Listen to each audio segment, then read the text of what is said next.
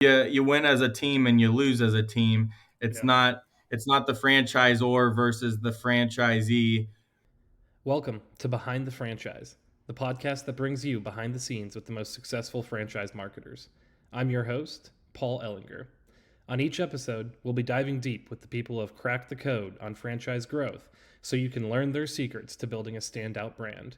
In our episode this week, I sit down with Kyle Kosco, the VP of Marketing for Caring Transitions, a quiet giant in the senior services space that has over 325 locations and an equally impressive digital estate auction platform. Kyle will teach us the importance of maintaining your brand's core values through marketing. So, sit back, relax, and let's go behind the franchise. Hey, everybody, and welcome back to Behind the Franchise, the podcast where we dive deep with the best minds in franchise marketing.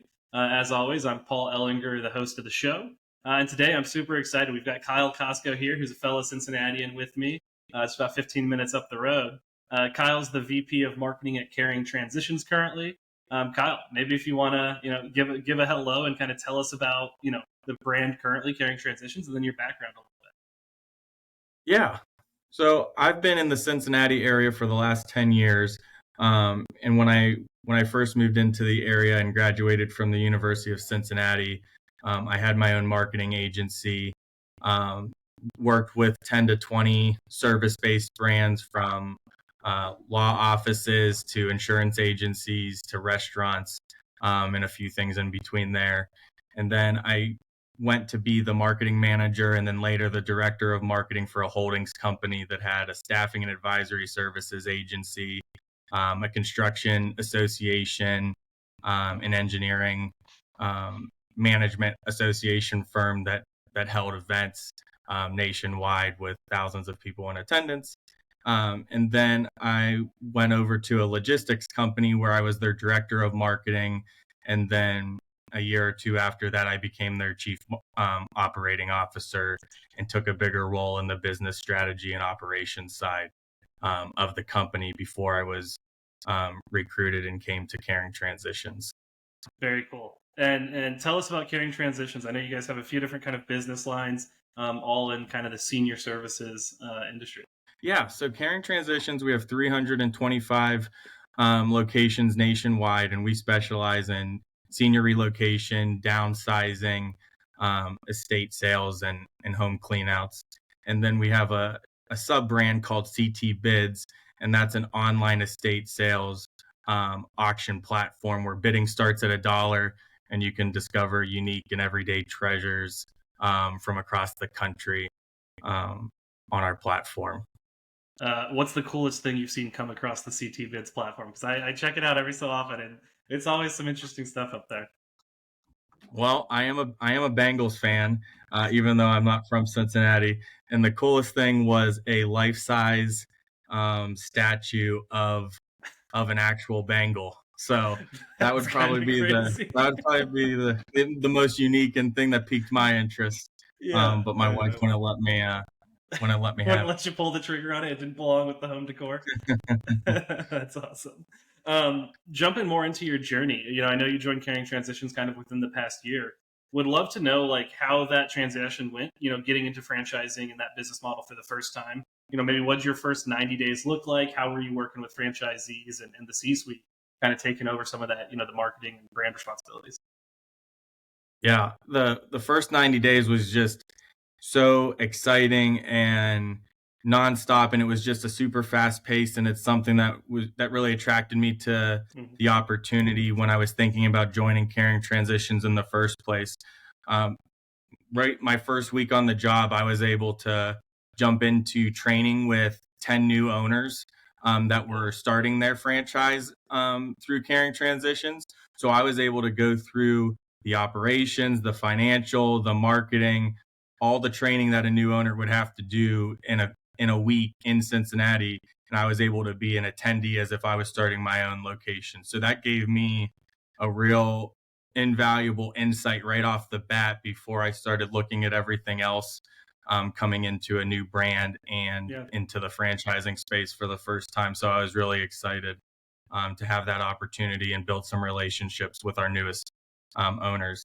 And then once I got through that, go ahead. Oh, I was just saying that's super interesting. Just build like that class sense, so you at least have 5, 6, 10 people that you're like, hey, we went through this together. Like let's build this. Yeah. Yeah, and they get to know the new vice president of marketing who they got to spend a whole week with and bounce ideas off of, and it was just very fun to get feedback from a new owner and kind of hear some of the thoughts that they have on things as I'm just starting to get my feet wet with the brand and in the department. Yeah. What was the biggest challenge for you, like with just the franchise business model? Because it is such a unique one, right? Where it's like you guys definitely you put together this business in a package, kind of, but then you're dealing with they're all small business owners, right? And so everybody feels that sense Yeah. of ownership. Everybody's got opinions. So what was that like, kind of coming from a an enterprise where you can kind of be unilateral in your decision making a little more so maybe than kind of coming in here and having to really gain favor and have some consistent consensus as you're making decisions.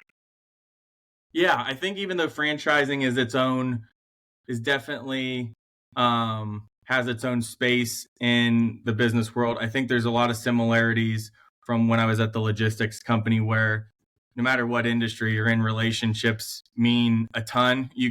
You can gain a lot of trust or lose a lot of trust depending on how much you value relationships.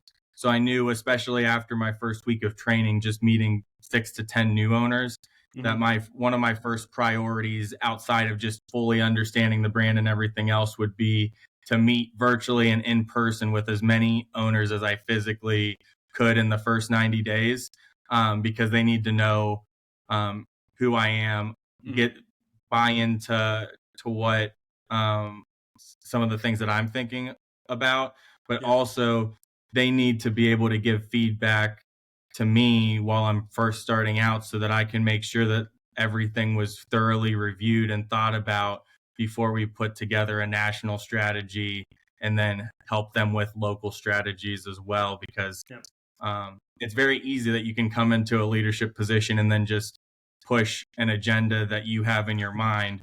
Yeah. But if you can wrap your head around getting feedback from everybody and helping that put a framework together that you know can be successful because bits Hmm. and pieces of what everybody's feedback is can lead to success.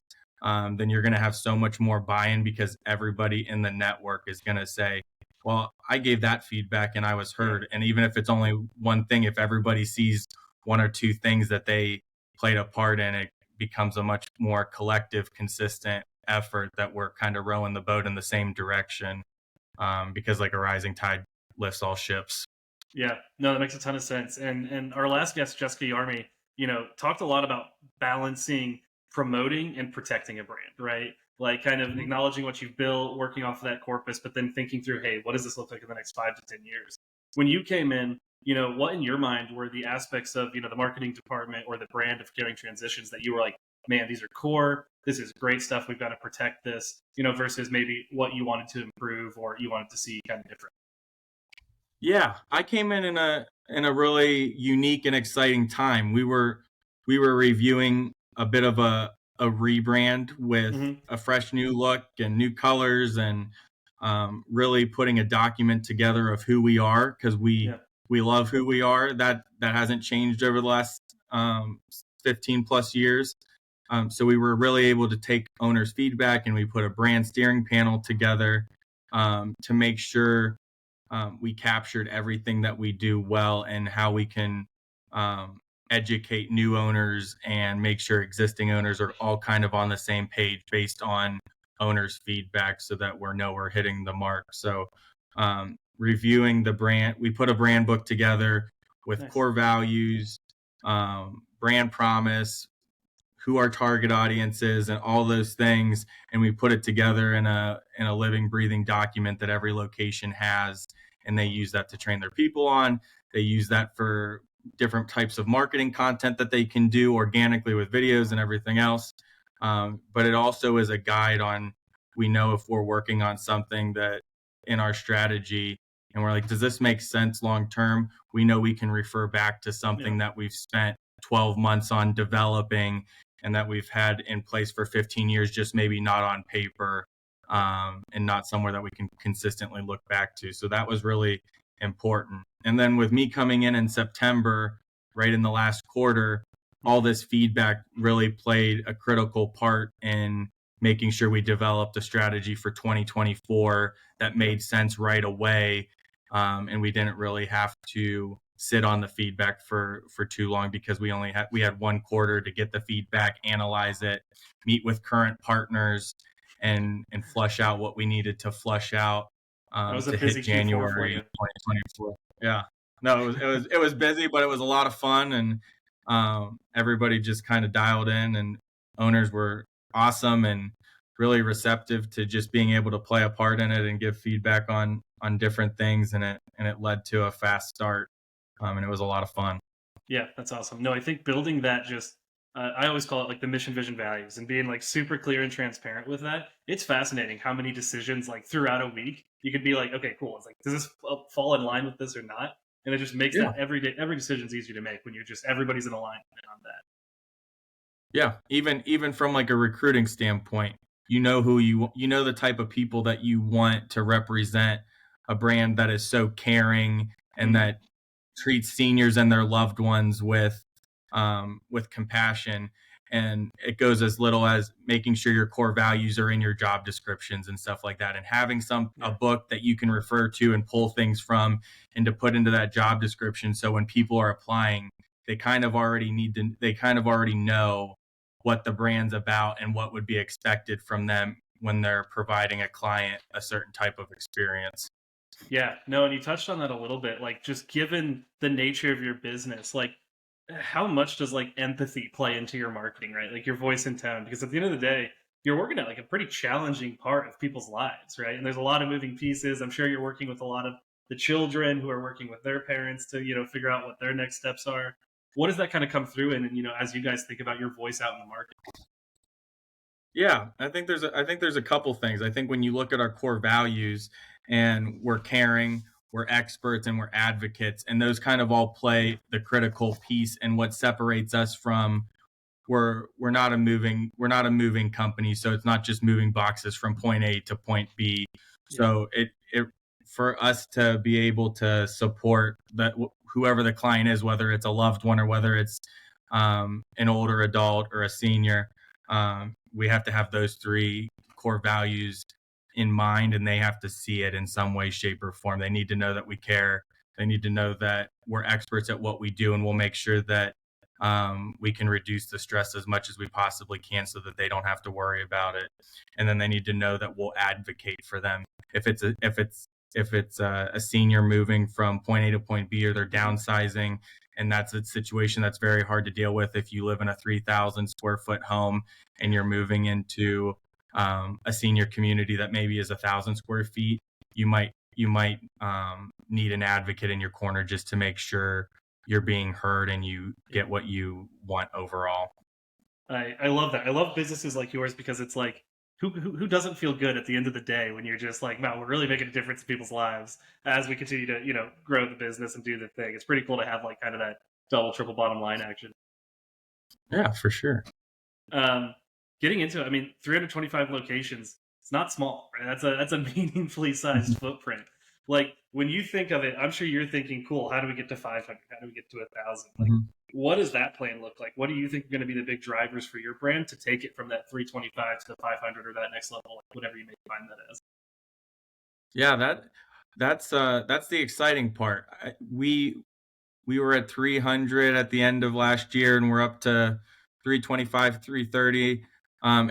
And people just want to be a part of Caring Transitions Yeah. um, on a daily basis. So in terms of growth, the sky's the limit, and we're gonna get there sooner than later in terms of more and more locations um, nationwide. So, and that all falls into, that's not anything that we do at the national level Mm-hmm. special. That's the franchise owners that we already have that are doing amazing work and spreading the brand at a local grassroots level, to where when people want to learn more about Caring Transitions, and they go on our website and they talk to location Mm-hmm. franchise owners that are already um, running a successful business, they know what it's all about, and they want to be a part of it, because the proof is there, the proof of concept is there, Yep. and people truly care about what they're doing.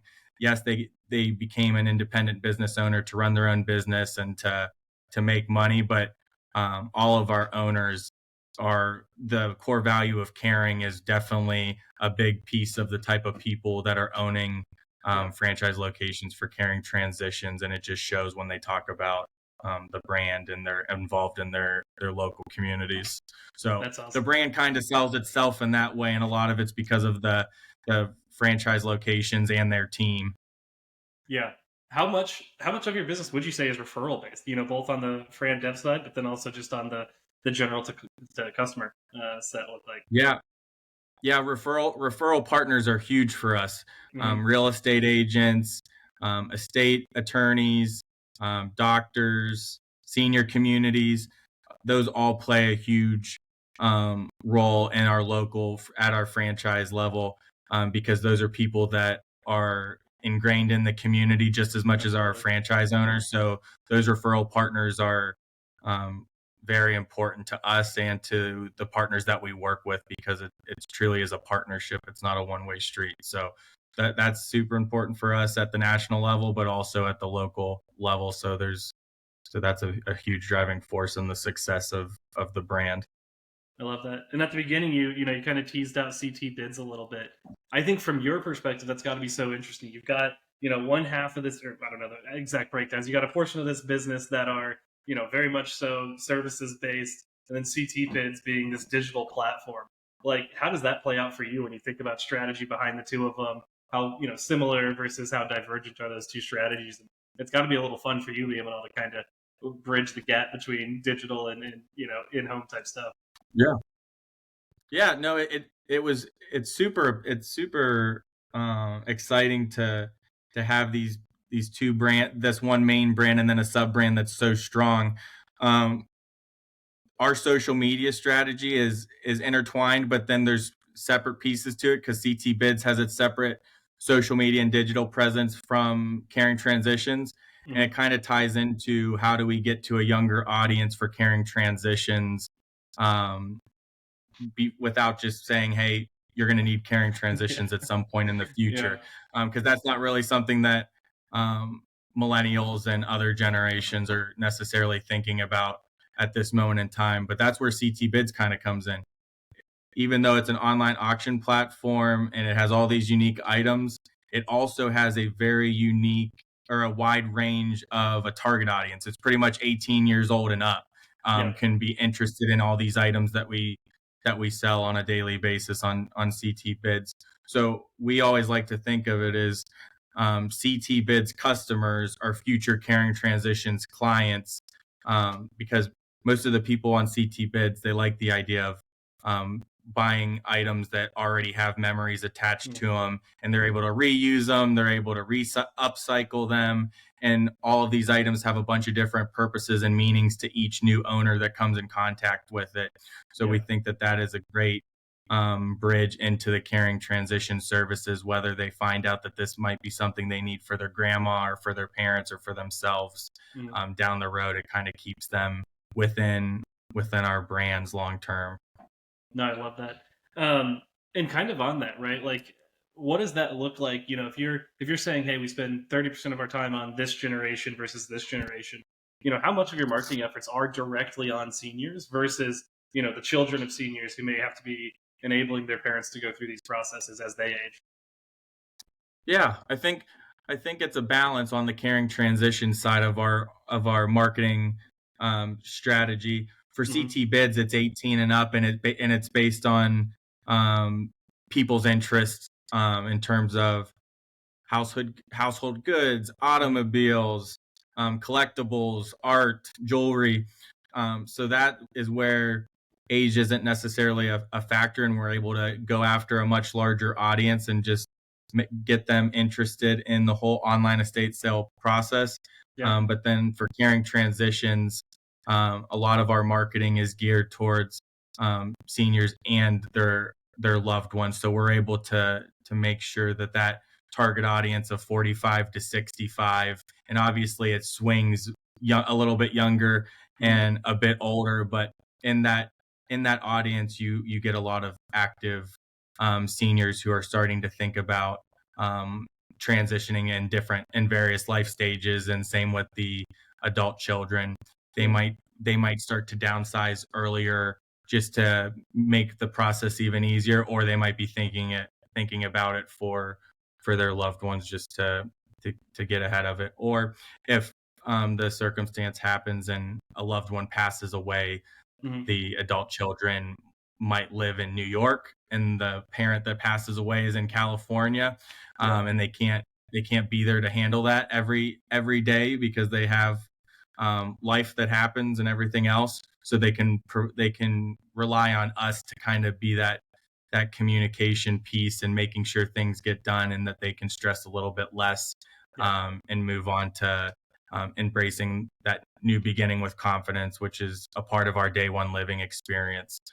Because whether it's a loved one um, wanting to make this process not take 1 year to sort through Hmm. and have us handle it so that when it's done, day one starts for them to being able to grieve the loss of a loved one, to remember mom or dad or whoever it is, and all the things and all the memories that they have, and they don't have to worry about all the stress and Yeah. think about all of that side of it.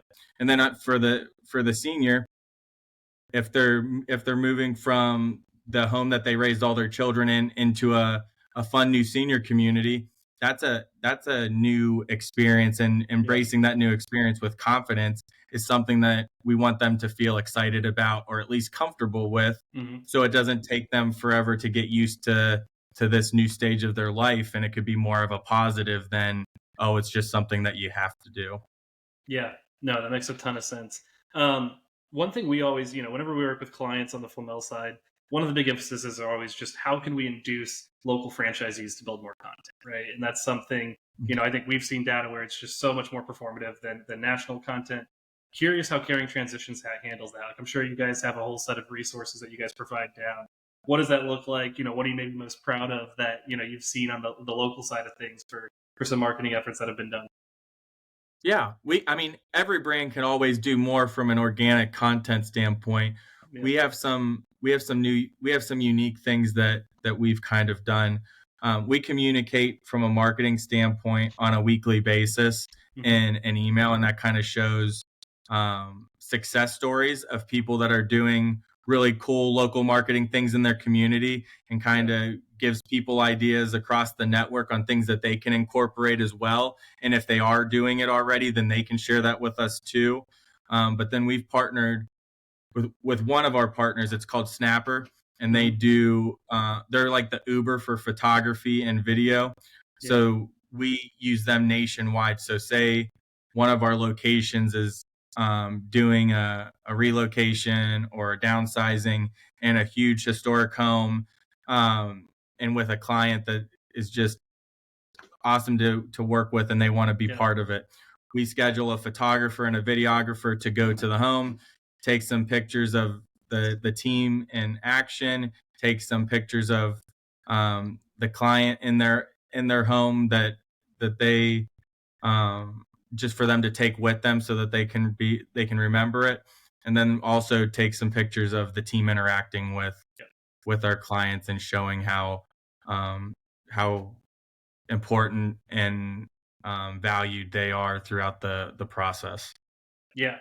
No, I So mean, Snap, so no, go ahead. yeah, Sorry. but Snapper's been great. It's one of those things where we use stock imagery because you have to some extent.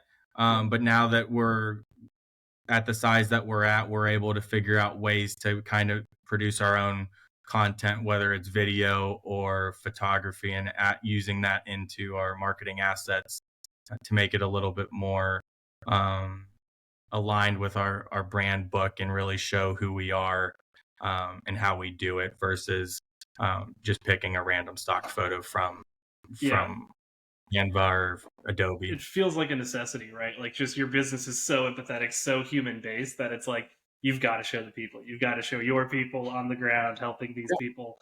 Makes a ton of sense. And love hearing that. Maybe what's the thing, the an initiative by a local franchisee that you were surprised by, or that like really took off, that you're like, wow, we didn't have that idea. Love seeing that. Like, I always love knowing like what finds its way up through the organization that you maybe didn't plan for. Yeah, I think um, we have. it's not a brand, but it's more of um, it ties into our core value of caring, and it's called Hmm. Caring for a Cause. So I love that. that's our branded tagline for the side of where our owners do all of their community outreach, whether it's charity auctions, whether it's volunteering at a food kitchen, whether it's volunteering time in a local community organization. For instance, one of our locations in West Virginia does a lot with a Charleston organization that's called It Takes a Village, Hmm. with the concept of it takes a village to raise children. But this has a spin on it. It takes a village to make sure that seniors are supported. And they offer a bunch of different workshops on how to handle various life stages and just making sure that seniors and their loved ones have all the resources they need to where these life stages don't have to seem so difficult, and they can be more of a positive have a more of a positive spin to it than just something you have to do. Yeah. So there's a No. bunch of different stories like that. All of our owners are just so caring and have different caring for a cause initiatives. So I think that's what always is surprising is every time I jump on the phone or meet with an owner in person, there's always something unique in that Yeah. at that location that they're doing to help impact the community that they're serving. That's freaking awesome. No, I love that. That makes a ton of sense. I think when we look at content today, obviously the world's going through like a big short form video craze. Like, do you guys play into that at all? And then maybe slash, where do you think you see content marketing going in the future, right? Like, as you guys plan for 2025 and beyond, what does that look like for you guys from a strategy perspective? Yeah, I think that trend is at top of the is at the top of mind for us as a marketing department, and I think for many others. Um, Historically, we haven't done a ton of videos just because with locations all across the country and Hmm. getting video support to owners, it hasn't always been um, the easiest to do just because it's tough with Snap with the Yeah. partnership with Snapper. It's become easy to do. So Hmm. that's something that we will be producing on a regular basis here in the second half of the year with 30, 60-second educational clips, before and afters of projects, and different historical, like ask an Hmm. expert um, clips with either bidders who are picking up items that they collect all different types of them and they have a lot of Okay. insights on them, or whether it's team members who have a lot of experience with unique items or unique services that they can have a little 30, 60, 90-second video that provides value to our consumers. Yeah, and obviously, your target audience, very, very active on Facebook, right? The 45 to 65 year Mhm. olds. With that video creation, plans to push onto YouTube at all, or kind of maintain it on the Meta platform? Yeah, I think YouTube's definitely something that we're considering. TikTok is something we are starting to get on Interesting. quite a bit because when you think of TikTok, you think of the younger generations, but Yeah, believe it or not, 45 to 65 has actually increased their use of TikTok over the last 12 to 24 months significantly. And yeah. it's actually like the main market that's under advertised on TikTok. So that's something that we've definitely explored and started to prepare for. That's awesome. Yeah, I was looking just like at the usage on platforms by day stat, like from Pew Research the other day. It's fascinating. Like apparently, the older you get, you're just on almost everything. Like they're Yep. like the power users of every platform is what it seems like. Yeah.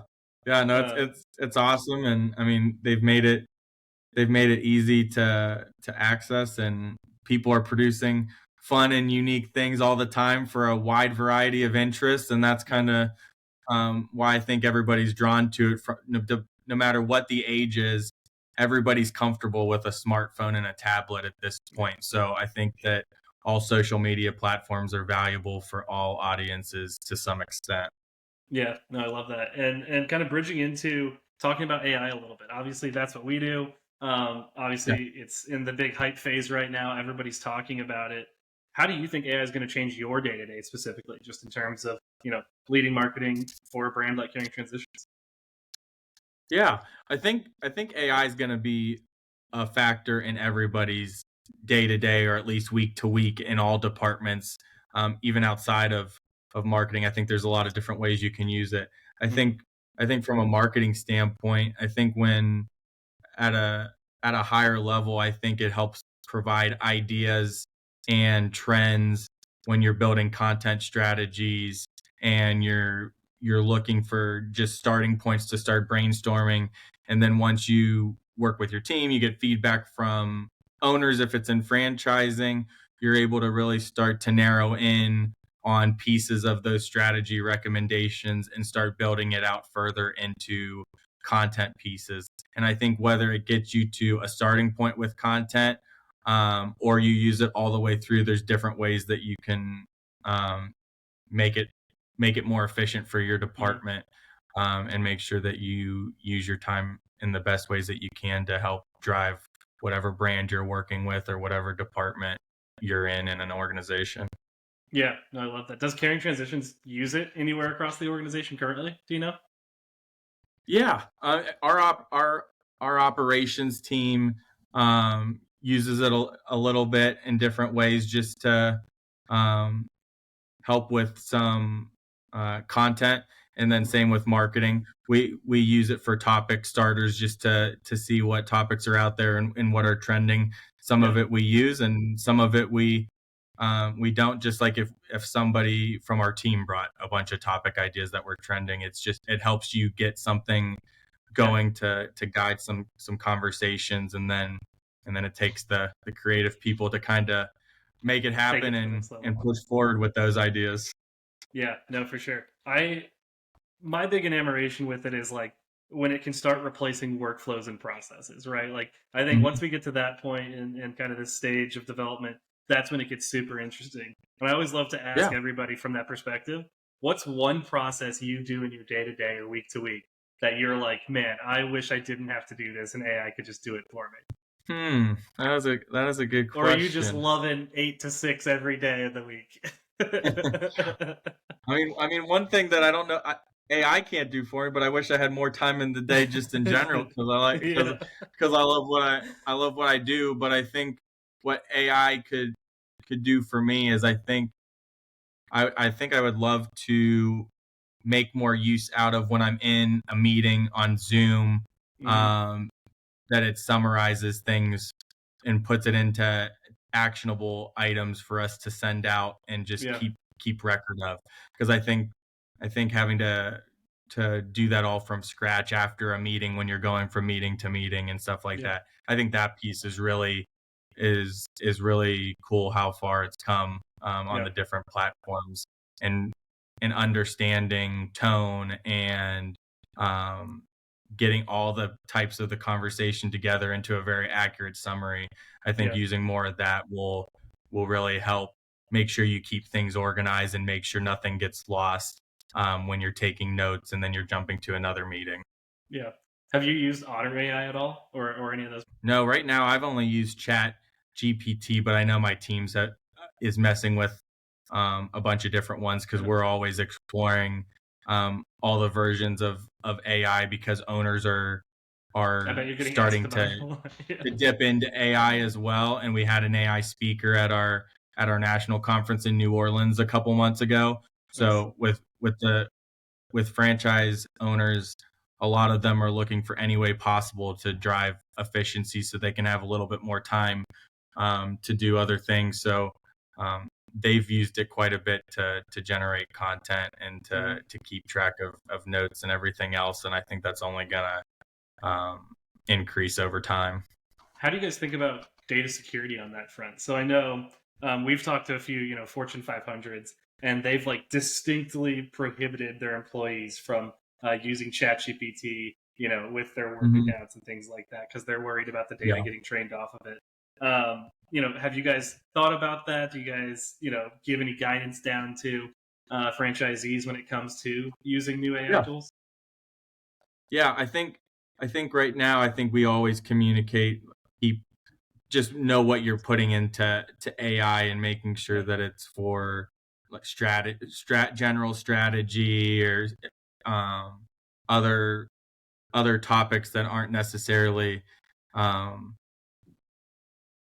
stuff that you wouldn't want a competitor Yeah. to look at and stuff like that. Like there's some things that you would want to keep out of AI, but at the same time, everything that we do, we're pretty transparent on who Caring Transitions is, and the Yeah. services that we offer um, are pretty straightforward and unique, and we feel confident in that. So, um, in terms of like social security numbers and stuff Yeah. like all the Yeah. like any type of things that you would be incorporating into that you wouldn't want to incorporate in emails and other things. Yeah, I just think standard that practice. always is something that, even though you think it goes without saying, that's something you always want to make sure You you gotta say communicate. it. Yeah, you gotta say Yeah, yeah. it. So I mean, other than that, I think it's fairly low risk from things that we've seen Yeah. so far. But you always want to be cautious and make sure that it's something that you're comfortable with. People potentially seeing when you put something Yeah. in for AI's support on. Yeah, I love that perspective of just like treat it like an email, and know that Yeah. that email could get picked up somewhere and kind of be seen. So just know that is a way. Um, Kind of reaching the end here. Last section, I always like to do just some rapid fire questions. Get your 10 to 15 second take on it. If that sounds good to you. Yeah. First question: You're a big soccer coach. We talked about that right beforehand. Give me like a Ted Lasso analogy that you've applied to your business life. My favorite quote is probably taking a challenge is a lot like riding a horse. If you're comfortable while doing it, you're probably doing it wrong.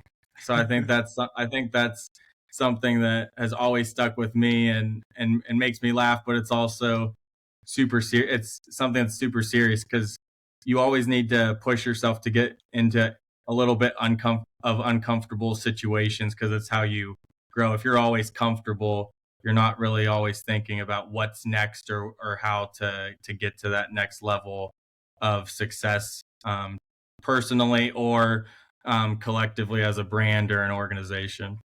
No, I love that. What brands do you look at right now that you look up to? You think, damn, they're doing an awesome job. Wish we could do some of these elements. What kind of brands are you looking at from that perspective? Yeah, my favorite brand has always been Nike, Yeah. and the the movie that came out about Jordan and his shoe was something that was just super fun to watch, and all the branding and marketing and sales that went into it. And the president of our company is a big fan, and he pulled out a quote that was about a shoe's just a shoe until someone steps in it. And I think that's just so true for everything in franchising. You can be as successful as you want to be, and you could put your stamp on something, and it's all dependent on how you want to go tackle that um, that topic, and grow from there. So Nike's definitely a big one for me. Dunkin' Donuts, I think, always does a Okay. great job with their branding. They've been doing some I know really I go great there. stuff recently. They're hilarious now. Yeah, so I think that brand's done a really good job of evolving over time. Because I feel like coffee and donuts is something that you could get into a habit of just doing the same thing forever. And I feel like they've evolved and have been able to keep capturing a younger audience, and attract the older audience as well. So I think that they've done an excellent job from a branding standpoint. And then the fun one, the edgy one, is probably Wendy's and their Yeah. social media Yeah. manager, and always keeps things interesting and gets people engaged. So I think that's always like a fun one to keep an eye on, because it's authentic, it's Yeah. transparent, and it's just uh, it's just not your typical spin on social media marketing when everyone's trying to be cautious and Yeah. To the brand. just particular. Yeah.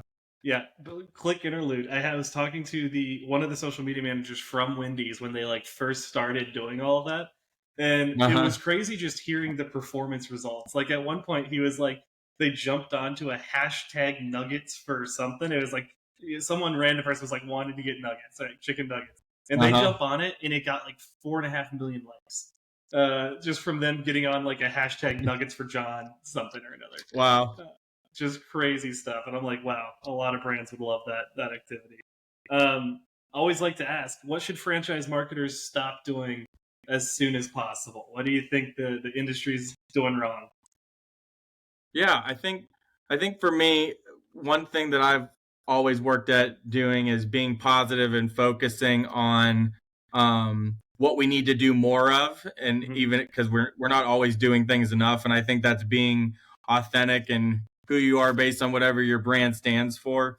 And I think you always want to let data drive decisions in a lot of cases while still being true to your brand and everything else. But Mm-hmm. you can take some emotion out of decisions that need to be made by just following the data, and using that to not only um, hold yourself accountable, but also to motivate you and to be competitive to do better the next month or the same month of the previous year. And you're just Yeah. always trying to make that number improve, because that's going to make business improve, and that's going to provide more opportunities for your staff or your organization as a whole. And then just be always open to feedback and willing to try things a different way, especially in the marketing space. Things change on a monthly, quarterly, annual basis Yeah. a ton. The strategy that you put in place 3 years ago is likely 50% of it's outdated at a minimum. So you just always